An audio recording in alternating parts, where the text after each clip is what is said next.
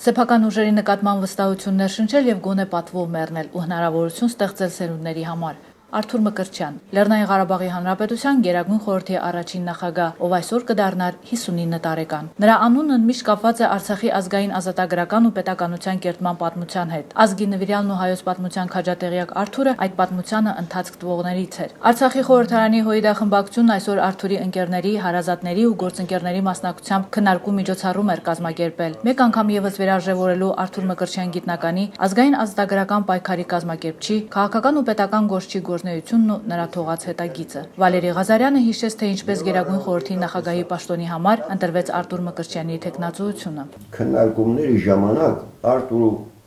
եկել է անթրաժ բան դիրքերից եկել է ու որ սկսեցինք որ լավ կլինի որ նախագահան լինի ինտելիգենտ, հայերեն լավ տիրապետի։ Արթուրն ասում է լոն ստեղա քաղաքում նա գիտում ալի ողջին պեն ես ախր շրջանիցում պեն հետո լավ կնի Ստեփանակերտայինի որոշ մկայացնում ենք վեր Արթուրնա շատ դժվարությամբ է համաձայնում ասում ենք ուրիշ տարբերակ չկա։ Ղարաբաղի համար փրկություն է։ Արթուր Մկրտչյանը այնպիսի բեկում մտցրեց պատմության մեջ, ինչպես կայծակն է թրատում հորիզոնները։ Նրա զգայուն միտքը կարողացավ ընկալել աշխարհաքաղաքական այն վայրի վերումները, որ սպասվում էին, ու որոնց մասին ժամանակակիցները պատկերացում անգամ չունեին։ Գործընկերները հիշում են նրա հաստատակամ խոսքերը. «Մեզ պատերազմի մարտահրավեր է նետված, մենք ուրիշ ճանապարհ չունենք, մենք ընդունելու ենք մարտահրավերը ու հաղթելու ենք»։ Արթուր Մկրտչյանի ընտրվելով Արցախը հնարավորություն ստացավ անկախ քաղաքականություն վարել։ Եթե նույնպես ծրագրված է ելալ Ղարաբաղյան շարժումը հունց պիտի ինի, ապա Արթուրը ծրագիրը փոխվավ։ Եվ ես տեսնում եմ պատահականություն, երբ որ Լևոն Տեր-Պետրոսյանը այն ժամանակ ասում էր ինձ են երկու մարդ ունի շարունակելու ինչ-որ ծրագիր։ Այսօր մեր վիճակը իր շնորհիվ այն ժամանակվա վիճակին մեծագույն ձևով Արթուրը հաղի կանոններն է փոխվել։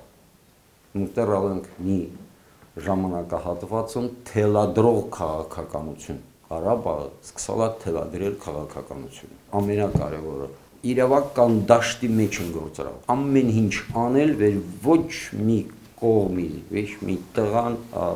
փորձվեչ ասել, որ դուք անօրինական եք այսպես անում։ Քաղաքականությունը գերագույն բարոյական քայլն է, վերի պիտի անի։ Այդ մեկ երկրորդը նաև ամեն ինչ պիտի անենք, որ ինքնակազմակերպման ունակությունները մեր ժողովրդին նորից հավաքվեն։ Ես բառը իլել չի, մունք իլել ենք մունք։ Դժբախտաբար կարիմ ենթադրի, որ մեզ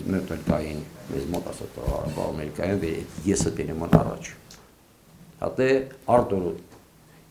մունքին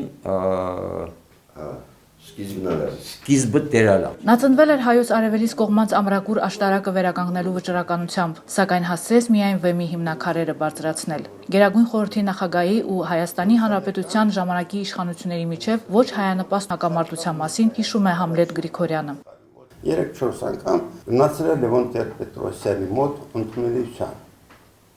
Զրուցել է, որ երբ ինչ-որ հարաբերություններ բարձրելու եւ այլ։ Եվ ամեն անգամ գալուց նկատելի իր տրամադրությունը մտածել է։ Վատ է եղել։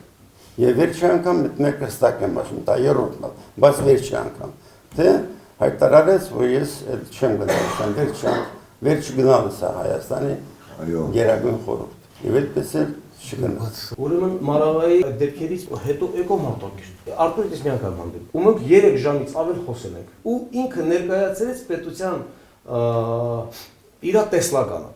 Իսկ մարդը ուներ ծրագիր, ուներ կյանք իր մեջ, ուներ, չգիտեմ, այդ մարդը ոնց կարող ենք իրան խփի։ Այդ իր հայացքի մեջ այնքան կյանք կար, որ սա Ղարաբաղն էլի։ Եթե Արթուրի այս ողբերգական դեպքը չներ, մենք այլ Արցախ կունենայինք։ Արցախի ժողովուրդը հավատաց ու վստահեց փոքրամարմին, բայց տիեզերական ոգուտեր հեռատես ու խելացի քաղաքագետին։ Նրա մեջ ժողովուրդը փրկչի էր տեսնում։ Ասել է, թե նա վեր է միայն կուսակցական կամ միայն պետական գործիչ լինելուց։ Նա համաժողովրդական ազնվորություն էր ու ըստ այդմ էլ պետք է գնահատվի ու մեծարվի։ Իհարկե Արթուրին ոչ թե խոսքերով պետք է մենք այսպես մեծարենք կամ ցույց տանք, չնայած դա իր տեղը ունի, բայց Արթուրը համահայկական նշանակության ազնվորությունն է։ Այո, ժողովրդական հերոս է։ Եվ Այս օրերին, երբ որ Արցախյան շարժման 30-ամյա հոբելյանն է տոնվում, հենց այդ խորհրդանշական կերպարների մեկը կամ ամենալավագույնը հենց Արտուր Մկրտչյանն է։ Ինքը կուսակցության մարդ չի եղել, էլի, ինքը ժողովրդի մարդ է եղել։ Եվ այսօր ճիշտ կլիներ, որ իր հիշատակը հիշվեր ոչ թե միայն կուսակցության կողմից, այլ ամբողջ ժողովրդի կողմից։ Արտուր Մկրտչյանը որպես քաղաքական գործիչ, որպես պետական գործիչ, այլ ճիշտ է, դեռ լրիվությամբ բացահայտված չի, բայց միշտ փակ է մնում նա որպես մարդ եւ քաղաքացի։ Արթուր Մկրտչյանի տեսակն այն ազնվազարմ արմատից էր սերում, որից սնվել են ցեղի բախտը հավերժության քուրաներում թրծող նժդեհներն ու արամները։ Նա այն որձաքարն էր, որը տաճարներ է պահում իր վրա։ Արժե կրկնել ու միշտ հիշել, նա բարոյականության դպրոցն էր քաղաքականության մեջ։